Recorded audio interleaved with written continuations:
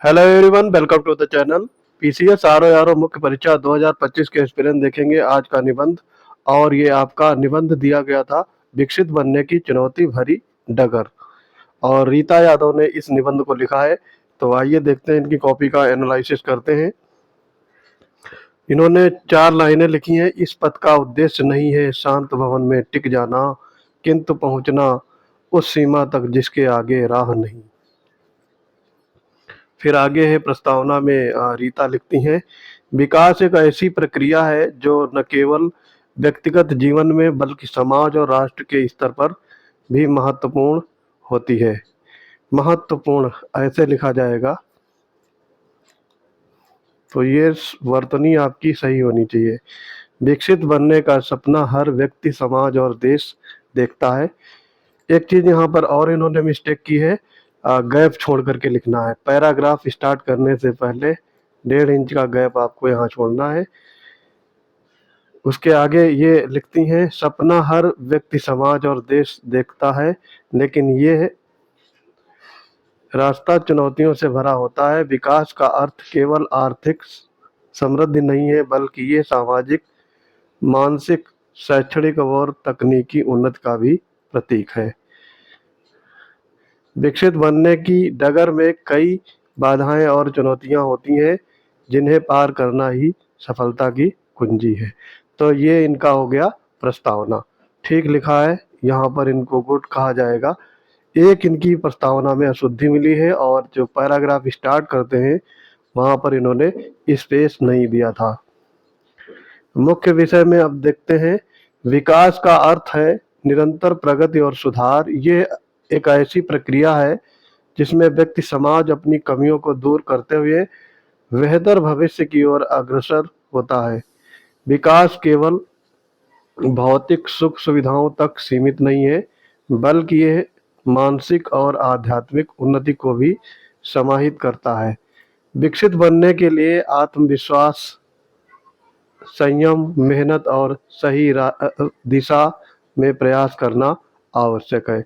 दोस्तों, अगर आप भी ऐसे ऐसे लिखना चाहते हैं, मेंस आंसर राइटिंग की प्रैक्टिस करना चाहते हैं, तो हमारे पेड बैच से जुड़ जाएंगे। उसके लिए आपको पीसीएस वंडर टेलीग्राम चैनल से जुड़ना होगा। वहां पर आपको पेड बैच से रिलेटेड डिटेल्स उपलब्ध होगी, और पेमेंट करने के बाद आप पेड बैच से जुड़ सकते हैं। विकास के मार्ग में सबसे बड़ी चुनौती आर्थिक समस्याएं। अब देखो, यहाँ पर बड़ी है तो ये बड़ी ऐसे लिखा जाता है, बड़ी नहीं बड़ी। तो ये चीज ध्यान रखनी है। छोटी छोटी गलतियां एग्जामिनर के दिमाग में घर कर जाती हैं।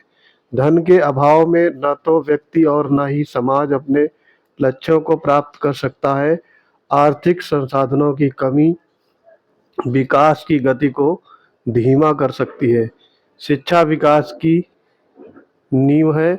शिक्षा के बिना, फिर यहाँ पे देखो बिना लिखा है, बिना ऐसे लिखेंगे, बिना व्यक्ति और समाज अंधकार में भटकता रहता है। शिक्षा का अभाव विकास के मार्ग में एक ऐसी बड़ी बड़ी बाधा। शिक्षा का महत्व ऐसे लिखा जाएगा, महत्व। भारतीय संविधान के निर्माता भीमराव अंबेडकर, इन्होंने वाह को वाह से प्रेरित लिखा है था हर जगह। तो ये इनको शुद्धि करनी होगी। में सीख सकते हैं, अंबेडकर से सीख सकते हैं। उन्होंने शिक्षा के दम पर, फिर यहाँ पर एक लिखा है उन्होंने, यहाँ पर ये गलत है। शिक्षा के दम पर एक किताब में व्यक्ति तथा समाज को कैसे रहना है, और अपने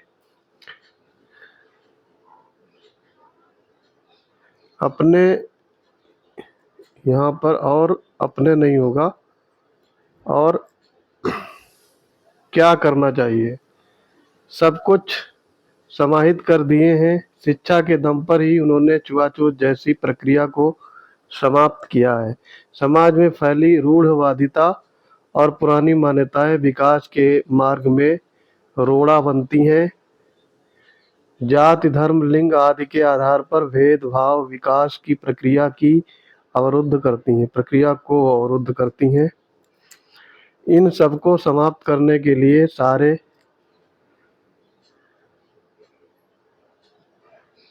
विद्वानों ने अथक प्रयास किए हैं। विद्वानों ने, ऐसे लिखेंगे, विद्वानों ने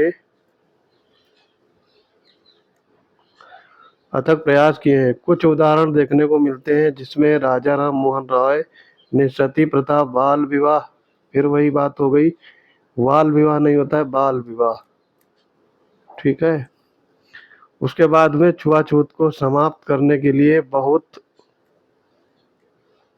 उन्होंने बा को वा से ही लिखा है, बहुत प्रयास किए तथा महात्मा गांधी ने अफ्रीका में नताल से और भारत में चंपारण सत्याग्रह, सविनय अवज्ञा आंदोलन, बहुत कुछ सुधार करने की कोशिश की है। नेक्स्ट पैराग्राफ में रीता लिखती हैं, तकनीकी का ज्ञान होना अत्यंत आवश्यक है। 1962 में भारत चीन के युद्ध के साथ समय चीन के पास तकनीक का बहुत ज़्यादा ज्ञान बहुत ज़्यादा था, तब भारत के पास बहुत कम था, जिससे भारत को चीन से हार का सामना करना पड़ा था। तकनीकी पिछड़ापन विकास की गति को धीमी कर देती है। नेक्स्ट पैराग्राफ में लिखती हैं, विकास के नाम पर प्रकृति का दोहन करना भविष्य के लिए खतरा साबित हो सकता है। पर्यावरणीय संतुलन बनाए रखना विकास की प्रक्रिया में एक बड़ी चुनौती है। पर्यावरण का अत्यंत दोहन करने से विभिन्न प्रकार के आपदाएं आने की संभावना बढ़ जाती है, जैसे बाढ़ का आना, भूस्खलन होना, अपरदन, अपक्षय जैसी प्रक्रियाएं बढ़ जाती हैं। नेक्स्ट पैराग्राफ में ये लिखती हैं, मुख्य विषय के ही विकसित बनने में शिक्षा का प्रसार होना जरूरी है, जो व्यक्ति समाज को विकास के मार्ग पर ले जा सकती है। शिक्षा का प्रसार करके हम विकास की गति को तेज कर सकते हैं। आर्थिक संसाधनों का सही उपयोग करके और आर्थिक नीतियों के सुधार करके विकास की गति दी जा सकती है। तकनीकी ज्ञान का बढ़ावा देकर और नवीनतम तकनीकों का उपयोग करके विकास की प्रक्रिया को तेज किया जा सकता है। फिर आगे ये लिखती हैं, कंक्लूड करेंगी, विकसित बनने की डगर चुनौती से भरी है, लेकिन इन चुनौतियों को पार करके ही हम एक बेहतर भविष्य का निर्माण कर सकते हैं।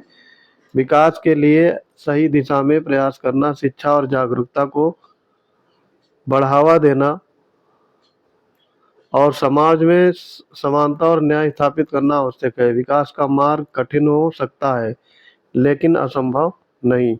यदि हम सब मिलकर प्रयास करें तो निश्चित ही हम एक समाज और राष्ट्र का निर्माण कर सकते हैं।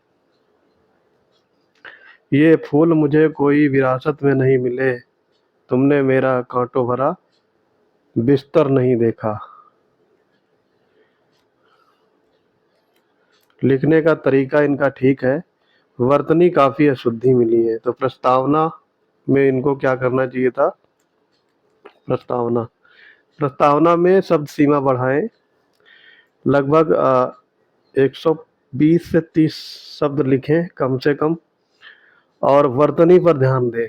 सबसे बड़ी बात है इनकी वर्तनी पर ध्यान देने की, बहुत सारी वर्तनियाँ अशुद्धि हैं।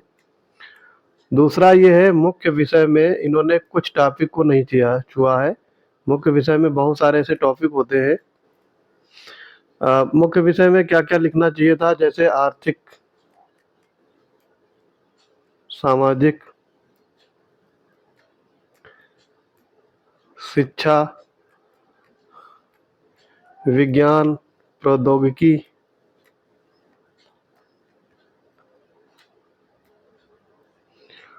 उद्योग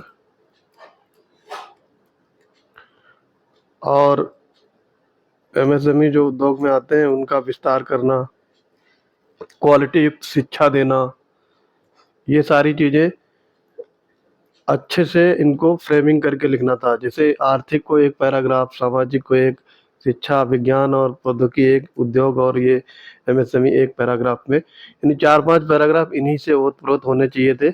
इन्होंने लिखा है लेकिन इतना सटीक से नहीं लिखी हैं। तीसरी चीज़ है उपसंहार। उपसंहार में ये जो कंक्लूजन यानी कंक्लूड करना होता है जिसमें, तो इसमें भी आपको 120 से 130 शब्द लिखने होते हैं। और इन्होंने कंक्लूड तो किया है लेकिन अच्छी तरीके से कंक्लूड नहीं किया है। ये जो 2 लाइनों की कविता लिखी है ये ठीक बैठ रही है, ये सटीक है। इसके अलावा इन्होंने कंक्लूड करने में जितनी भी बातें ऊपर बताई गई उनको सही से फ्रेमिंग नहीं की है, मेंशन नहीं किया है, तो वो भी कर सकते हैं। इनको 40 मार्क्स में से आर में 40 मार्क्स का ये ऐसे आता है, तो उसमें इनको 28 मार्क्स आराम से मिल जाएंगे। वर्तनीय शुद्धि पर इनको ध्यान देना है, ये मेन है। दूसरा है ऐसे में लिखते समय सारे पहलुओं को कंसीडर करना, और फिर जब कंक्लूड करेंगी तो वहाँ पर सारे पॉइंट्स को मेंशन करके सलूशन बताते हुए आगे की राह जो होता है सलूशंस, उसको भी सही से कमियां बतानी है कि और क्या उपाय किए जा सकते हैं जिससे कि ये आपका ऐसे सटीक बैठ सके। आई होप ये वीडियो आपको पसंद आया होगा। अगर हमारे पेड बैच से जुड़ना चाहते हैं तो पीसीएस वंडर्स टेलीग्राम चैनल से जुड़ जाएंगे। वहाँ पर आपको सारे बैच की डिटेल मिलेगी, फ्री क्विज कराए जाते हैं, फ्री क्विज कंडक्ट कर सकते हैं, और स्टडी मटेरियल जो पीडीएफ्स वगैरह शेयर की जाती हैं उसका भी मैक्सिमम लाभ अर्जित कर सकते हैं। तो आई होप ये वीडियो आपको पसंद आ गया होगा। मिलते हैं अपने अगले इंपॉर्टेंट वीडियोज में, तब तक के लिए पढ़ते रहिए। जय हिंद।